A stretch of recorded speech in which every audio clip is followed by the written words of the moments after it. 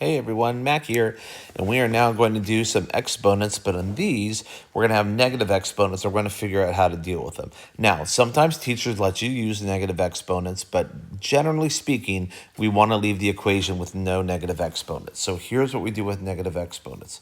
There's a top and a bottom to every fraction, right? A numerator and a denominator. When you have a negative exponent, all it means is you're going to flip it down to the other side. So if I have an x to the negative 3 on top, that's the same as an x to the 3 on the bottom. And now I have a y squared on the bottom. He stays on the bottom. Am I done?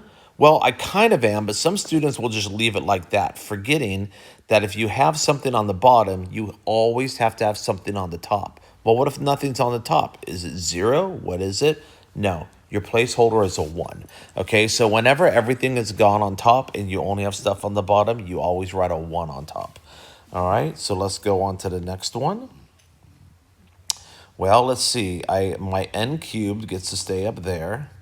Okay, my p to the negative 1, I want to bring up LMNOP. So there's my p. I don't really need to write the 1. My m squared, though, does need to go down. That would be my answer. I'm just flipping sides. I'm trying to keep it alphabetical. I might screw up every once in a while. Now, here's something we need to learn. Okay, we have r to the 0. R to the 0, by rule, r to the 0 equals 1. Now, do you want a secret on how this is done? This might freak you out a little bit, but I'm going to do it anyways. Okay, let's go r to the 0. Would you agree that's the same as r to the 1 minus 1? You probably would. Okay, and that equals, whoa, I think I haven't taught this stuff yet. Okay, that would equal r to the 1 over r to the 1, which would equal 1. Okay, so I may have gone an extra step there. Maybe I shouldn't have explained that just yet. But anyways, when you have anything r to the 0, it's going to be, the answer is just 1. So r to the 0, boom, he just became 1. And I'm left with just QRST, s to the 5th. Oh, I hate s to the 5th, really. My s's always look like 5s, and they had to put them both together, didn't they? S to the 5th, t squared, and that's a 1 on top to hold the place. Number 4. There's my fraction sign. Oh, that was nice and straight.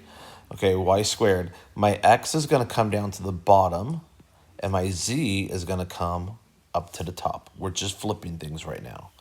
Okay, we might do some math later on with that, maybe in a different worksheet, but right now we're learning to flip.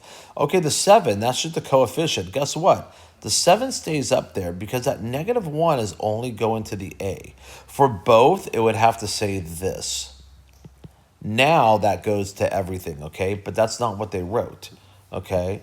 Well, maybe I should keep that up there just so you can always see that. Okay, that would go to the 7. But since that negative 1, that 7 is not in a parenthesis, it only goes to the a. So the 7 stays there. The a goes down, the b goes up, and the c stays down, okay? Let's go on to number 3. Okay, the 3 stays up. The P is going to go down. The R is going to go up. What about that Q? Well, what's Q to the 0? It's a 1. So I leave it. Okay, it's like a times 1. Okay, well, what's 3 times 1? It's 3. So it just kind of goes away at this point. All right, so let's do this one. U to the negative 1 is like U down here. V to the negative 2 is V squared. And W to the negative 5th is W on top. I'm just flipping them. Okay, you don't have to write the 1s, okay, but you do have to write the negative 1s. So if you see a negative 1, you have to write it. Boom. Okay, so that's 9x to the 0. Well, x to the 0 equals 1, so that's like 9 times 1. What's 9 times 1? 9. Okay, y to the negative 1 is y on the bottom. Z to the negative 3 is z cubed on top. All right, let's keep going. Number 8. A to the 0 is 1. B to the negative 4, well, it's just up here. Guess what? I didn't need any fraction. That's just b to the 4th. Now, it's okay. You don't have to write a placeholder for a denominator, but you do have to write a placeholder of that 1 on for a numerator. Okay, so there you go. I see this y to the 0, and I know right now that that's just going to be a 1, so I'm kind of done with him right now. The 4 stays on top. The 4 does not go with the x.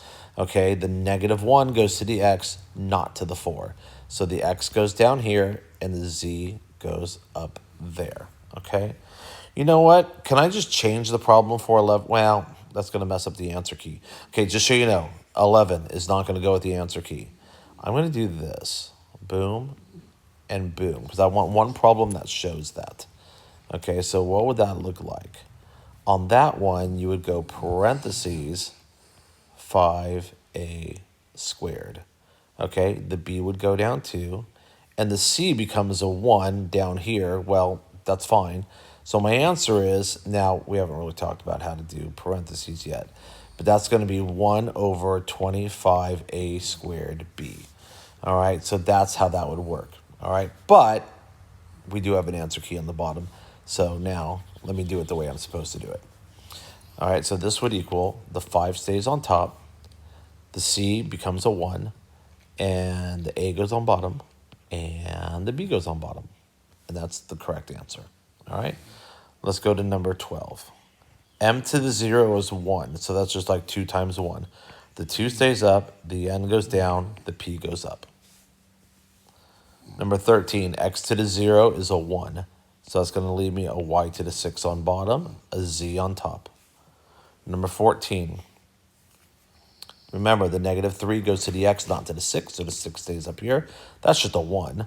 Okay, so I'm going to get my x cubed down here and my y squared down there because I have to flip them. Number 15, my 8 stays on top. A goes down here.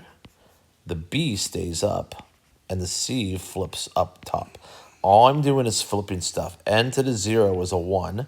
So my m to the negative 5 becomes m to the positive 5. And my p to the negative 2 becomes a p to the positive 2, but flipped. Okay? And that, my friends, is what negative exponents mean. And that's how we handle them. Okay? So there's version A. Remember, I've got a B and a C. Now, it is good to go on to the B because I do then, we'll add some multiplication after we flip. And so there's going to be some math to do. So it would be best even if you understood this, that's great. Go on and try version B. There might be some new problems that'll really help you out, okay? And I'll see you on those.